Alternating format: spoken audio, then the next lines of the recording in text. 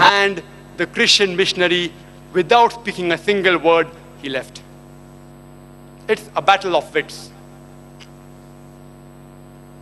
Let's discuss the concept of Almighty God in Islam. The best answer that anyone can give you regarding the concept of Almighty God in Islam is quote to you the surah of the Holy Quran, Surah Ikhlas, chapter number 112, verse number 1 to 4, which says, Qul huwallahu ahad. Say he is Allah, one and only. Allahu samad. Allah the absolute and eternal. As-samad is a bit difficult to translate. It means that he exists and he has created things when nothing existed. Everything and every person is dependent on him, but he is not dependent on any person or anything. As-samad, the absolute and eternal. Lam yalid walam yulad. He begets not, nor is he begotten. Walam yakul lahu kufuwan ahad. There is nothing like him. This is a four-line definition of Allah subhanahu wa ta'ala, which is the touchstone of theology. Surah Ikhlas is the touchstone of theology. Theo in Greek means God. Logy means study. Theology means study of God. Surah Ikhlas is the touchstone of theology. If anyone wants to purchase or sell any of the gold jewelries, first they'll evaluate their gold jewelry. And for that, they will go to a goldsmith. And the goldsmith, he takes your gold jewelry and he rubs it against a touchstone. And he compares the color with samples of gold which he has rubbed at the side. And then tells you whether it's 24 karat gold, whether it's 22 karat gold, or whether it is not gold at all. It may be fake gold, because all that glitters is not gold. Surah Ikhlas is the touchstone of theology.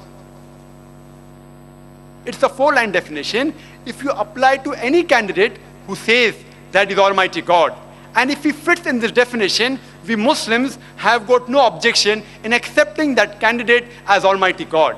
It's a touchstone. It's the acid test to decipher whether the person that anyone claims, whether he is Almighty God or not. It's the acid test. It's the touchstone. Four-line definition. Qul huwallahu ahad. Say he is Allah, one and only. Allahu samad. Allah the absolute and eternal. Lam yalid walam yulad. He begets not, nor is begotten. Walam yakul lahu kufuwan ahad. There is nothing like him. It's a four-line definition. Anyone claiming to be Almighty God, if that candidate fits in this four-line definition, we Muslims have got no objection in accepting that candidate as Almighty God. For example, some people say that Bhagwan Rajnish, Osho Rajnish, he is Almighty God. I would like to make it very clear. I said some people say Bhagwan Rajnish is God. Not Hindus say Bhagwan Rajnish is God. Because once, during question and answer time, there was a Hindu gentleman who came and told me that we Hindus don't believe in Bhagwan Rajnish as God. I have read the Hindu scriptures. I know that the Hindu scriptures don't call Bhagwan Rajnish as God. I said some people call him God, and Rajnish has got followers from various different religions. Let's put him to test of the touchstone of theology, Surah Ikhlas. The first is, Qul huwallahu ahad.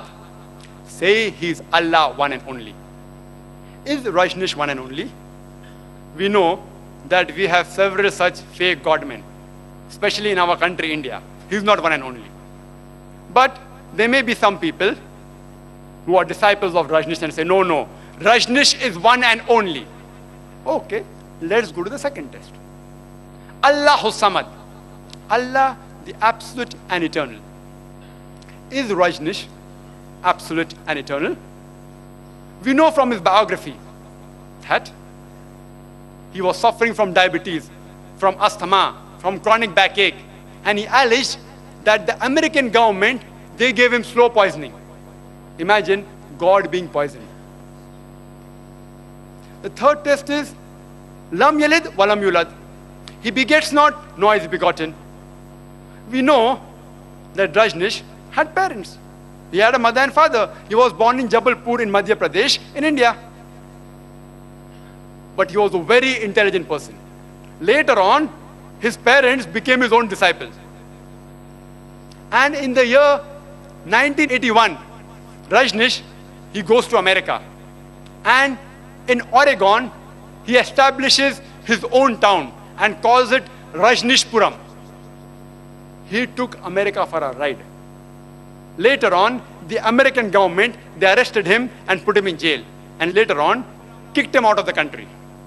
In 1985, when he was kicked out from America, he comes back to India, and in Pune, he starts Rajneesh Neo-Sannyas Commune, which later on, he called it as Osho Commune. And when you go to Pune, in the Osho Commune, it's mentioned on his tombstone.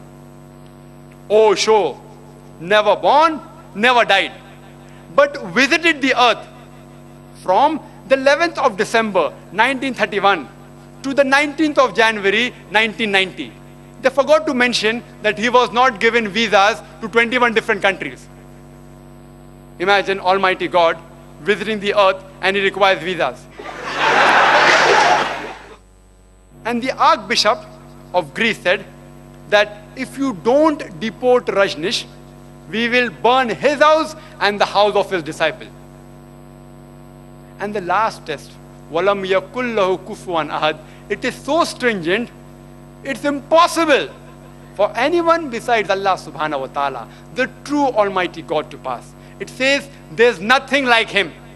The moment you can imagine, the moment you can draw a mental picture what God is, he is not God.